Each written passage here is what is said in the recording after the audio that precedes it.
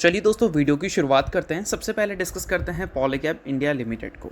But इसको discuss करने से पहले अगर आपने अभी तक चैनल को सब्सक्राइब नहीं किया है तो चैनल को सब्सक्राइब करके बेल आइकन को प्रेस कर लो और सेबी रजिस्टर्ड टेलीग्राम चैनल को भी ज्वाइन कर लो, जिसका लिंक आपको डिस्क्रिप्शन में देखने को मिल जाएगा। और एक डिस्क्लेमर भी है, जो भी कंपनी से रिलेटेड न्यूज़ एंड अपडेट्स हम लोग कवर करेंगे वो सारी एजुकेशन पर्पज़ के लिए है, सीखने के लिए है, तो इसको किसी भी तरह का इन्वेस्टमेंट एडवाइस मत समझना। आप खुद से रिसर्च और एनालिसिस भी कर सकते हैं। तो चलिए दोस्तों वीडियो की शुरुआत करते हैं। सबसे पहले बात करते हैं पॉलीकैब इंडिया से रिलेटेड कुछ इंपॉर्टेंट न्यूज़ एंड अपडेट्स के बारे में। दोस्तों आज के दिन की बात करें तो पॉलीकैब इंडिया की परफॉर्मेंस मॉर्निंग सेशन में हमें काफ़ी वीक देखने को मिली थी, काफ़ी गिरावट कंपनी में देखने को मिला था। और गिरावट का सबसे बड़ा रीज़न हम बोल सकते हैं बाजार ही था।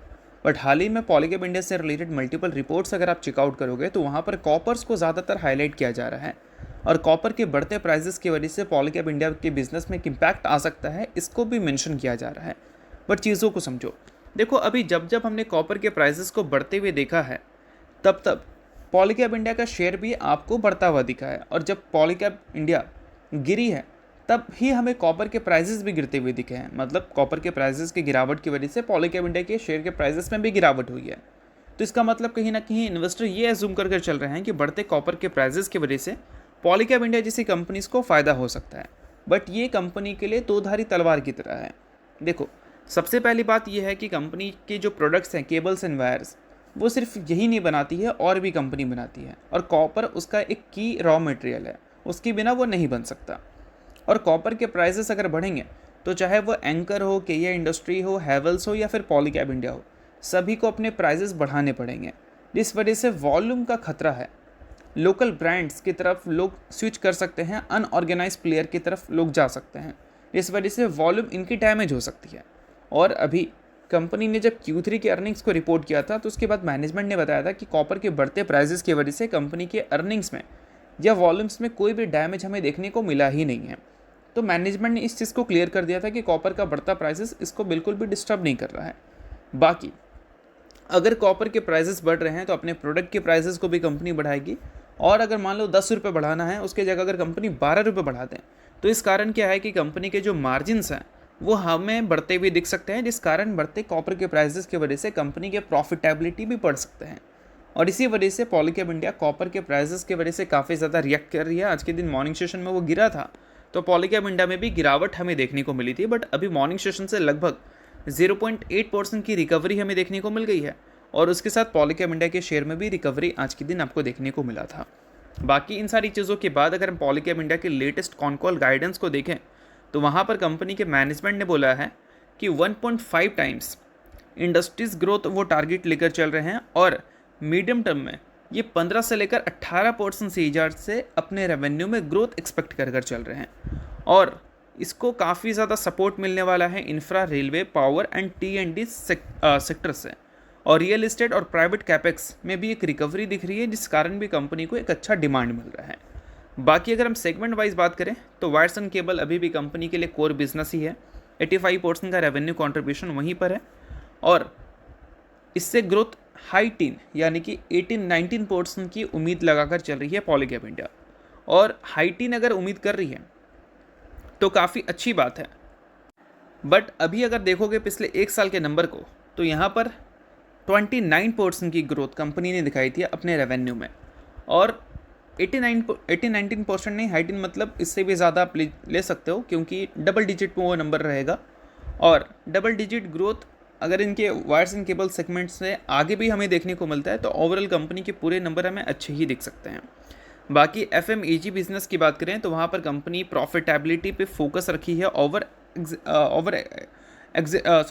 एग्रेसिव एक्सपेंशन, यानी कि एक्सपेंशन से ज़्यादा कंपनी के प्रॉफिटेबिलिटी पे ध्यान है, ताकि वहाँ से रेवेन्यू के साथ कंपनी को प्रॉफिट भी मिलना शुरू हो जाए। और टारगेट कर रही है EBIT मार्जिन कंपनी का 8 से 10% तक आ जाए। ये सारी चीज़ें आप यहाँ पर देख सकते हो। बाकी अगर मार्जिन गाइडेंस की बात करें तो वो 11 से लेकर 13% का रेंज लेकर चल रही है। तो ये सारी चीज़ें आप नोट कर सकते हैं अगर आप पॉलीकैब इंडिया के इन्वेस्टर हैं तो। दोस्तों वीडियो में आगे बढ़ने से पहले बात कर लेते हैं सेबी रजिस्टर्ड टेलीग्राम चैनल के बारे में। यहाँ पर कई सारी चीज़ें आपके लिए काफ़ी ज़्यादा यूज़फुल रहती है, तो अगर आपने अभी तक चैनल को ज्वाइन नहीं किया है तो वेट मत करो, अब फटाफट जाकर चैनल को ज्वाइन कर लो, लिंक आपको डिस्क्रिप्शन में दिख जाएगा। ज्वाइन करने का सबसे बड़ा बेनिफिट ये है कि मार्केट खुलने से पहले मार्केट से रिलेटेड क्या ऐसी इंपॉर्टेंट न्यूज़ है, यानी कि प्री मार्केट न्यूज़, वो सारी चीज़ें आपको यहाँ पर अपडेटेड देखने को मिल जाती है, जिसको आप चेकआउट कर ये आइडिया लगा सकते हैं कि मार्केट का बिहेवियर कैसा रह सकता है। और इसके अलावा दोस्तों मल्टीपल कंपनीज़ में रिसेंट टाइम में मार्केट वॉलेटिलिटी की वजह से काफ़ी भयंकर फॉल देखने को मिला है, तो उन सारी कंपनी के टेक्निकल्स को भी प्रॉपर एनालिसिस कर यहाँ पर अपडेट किया गया है, जिसको भी आप चाहो तो चेकआउट कर सकते हो बिल्कुल फ्री में। तो लिंक डिस्क्रिप्शन में है चैनल का, लिंक के थ्रू जाकर चैनल को बिल्कुल आप फ्री में ज्वाइन कर लो। तो चलिए दोस्तों बात करते हैं अगली कंपनी के बारे में। सो अगली कंपनी का नाम है HDFC बैंक लिमिटेड। आज के दिन HDFC बैंक हो या बाकी बैंकिंग कंपनी हो, सभी काफ़ी ज़्यादा परेशान होती हुई देखने को मिली थी, और इसका एक काफ़ी बड़ा कारण हो सकता है ये।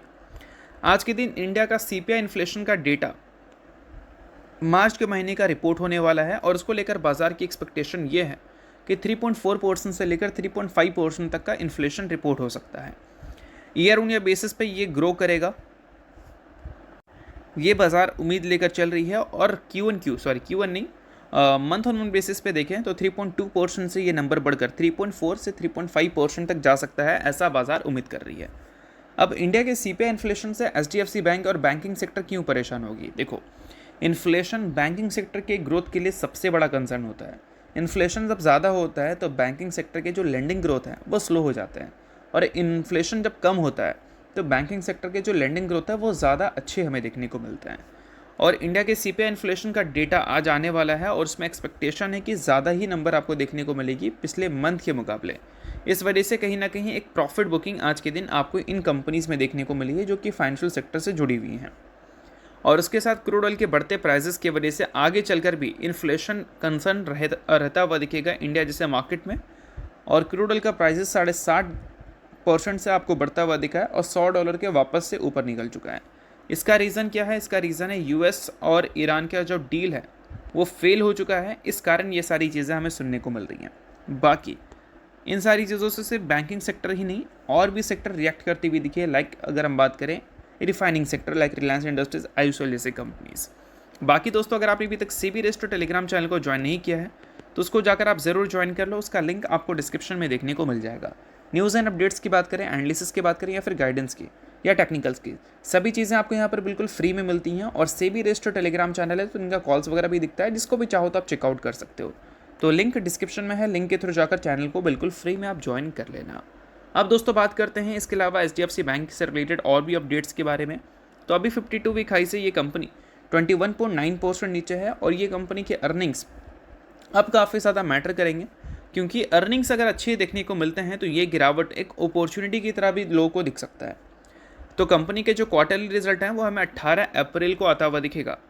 18 अप्रैल को जो नंबर आएगा उसमें कंपनी की NPA, revenue, financing margin, profit, ये सारी चीज़ें अगर हमें अच्छी रिपोर्ट होती हुई दिखती है तो ये 21% से ज़्यादा की गिरावट लोगों को अपॉर्चुनिटी की तरह दिखने लगेगा। कंपनी को बाय ऑन डिप में लेने की लोग कोशिश करेंगे। तो ये सारी चीज़ें आपको ध्यान रखनी है कि इस बार के क्वार्टरली नंबर्स इस कंपनी के लिए काफ़ी ज़्यादा मैटर करने वाले हैं। बाकी जितनी भी चीज़ें हैं वो सिर्फ एजुकेशन पर्पज़ के लिए, इस चीज़ को भी ध्यान में रखना। सो नेक्स्ट बात करें दोस्तों, तो नेक्स्ट कंपनी है IB इन्फोटेक इंटरप्राइजेस। हाल ही में कंपनी ने 1:10 के रेशो में स्टॉक स्प्लिट की अनाउंसमेंट की थी, जिसमें कंपनी ने एक शेयर के बदले अपने इन्वेस्टर्स को 10 इक्विटी शेयर देने का फैसला किया था। सो अगर आप इस कंपनी के इन्वेस्टर हैं तो इस चीज़ को आप ध्यान में रख सकते हो, और इन्वेस्टर अगर आप कंपनी के नहीं हो तो आप इग्नोर भी कर सकते हो। न्यूज़ थी इस वजह से मैंने बता दिया, बाकी ये किसी भी तरह का रिकमेंडेशन नहीं है। तो होप करता हूँ ये वीडियो आपको अच्छा लगा, और लाइक कीजिए, पहली बार सब्सक्राइब कीजिए। वीडियो के लिए बहुत बहुत शुक्रिया।